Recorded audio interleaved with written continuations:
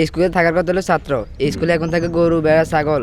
সরকার আমাদের জন্য বিদ্যালয়টা চালু করে দিক, আমাদের লেখাপড়া করতে খুবই ইচ্ছা করছে। ডালসরে বলতে কোনো স্কুল আছে, একটা স্কুল আছে যেন এখানে মাস্টার নাই, মাস্টারের কারণে আমরা পড়াশোনা করতে পারি না। তো সরকার এত টাকা খরচ করে যে লাভটা হলো কি যদি আমরা পড়াশোনা না করতে পারি। এই স্কুলে থাকার কথা হলো ছাত্র, এই স্কুলে এখন থাকে গরু, ভেড়া, ছাগল। আমি লেখাপড়া করতে চাই, আমার একটা স্কুল দরকার।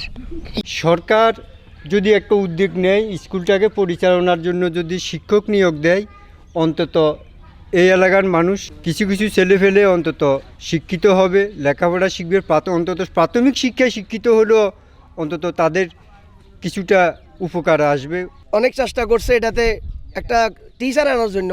সরকার যদি একটা উদ্যোগ দেয় তাহলে এখানে একটা টিচার দিলে এই এলাকার 10-12 হাজার মানুষের যে একটা ভূমি মানুষের ছেলেপেলে মানুষ হইয়া লেখাপড়া করতে পারতো। এখানে প্রায় 8-10 হাজার মানুষ বসবাস করে। এখানে কোনো প্রাথমিক কোনো বিদ্যালয় নেই, কিন্তু এখানে একটা ভবন আছে, আশ্রয় কেন্দ্র এবং প্রাথমিক বিদ্যালয় আছে, কিন্তু এখানে শিক্ষক না থাকার কারণে এটা চালু হইতে পারতেছে না, চালু হচ্ছে না। তা আমরা ডালসরবাসী সবাই চাই যাতে করে অতি দ্রুত আমাদের ছেলেমেয়ে যারা আছে তারা যেন স্কুলটা চালু হয়, যেন তারা স্কুলটাতে ভালোভাবে পড়ালেখা করতে পারে। AKS অর্জন করলো গিনেস ওয়ার্ল্ড রেকর্ডস।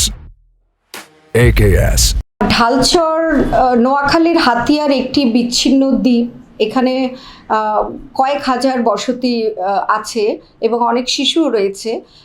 ঢালচর মূলত চারিদিকে পানি, মাঝখানে একটি দ্বীপ। তো এখানে আমাদের সরকারি কোনো প্রাথমিক বিদ্যালয় নেই। বর্তমান গভর্নমেন্টের একটি উদ্দেশ্য হচ্ছে যে বিদ্যালয়বিহীন একটি গ্রামও থাকবে না, একটি এলাকাও থাকবে না। সেই পরিপ্রেক্ষিতে ঢালচরে একটি প্রাথমিক বিদ্যালয় স্থাপন করা যায় কিনা সেই বিষয়ে আমরা ঊর্ধ্বতন কর্তৃপক্ষের সাথে যোগাযোগ করব। আমাদের প্রাথমিক ও গণশিক্ষা মন্ত্রণালয় এবং অধিদপ্তরকে আমরা অবহিত করব ঢালচরে যাতে একটি প্রাথমিক বিদ্যালয়ে স্থাপন করার মাধ্যমে ওই এলাকার শিশুরা বিনামূল্যে এই প্রত্যন্ত অঞ্চলের শিশুরা, প্রান্তিক শিশুরা প্রাথমিক শিক্ষার সুযোগ লাভ করবে।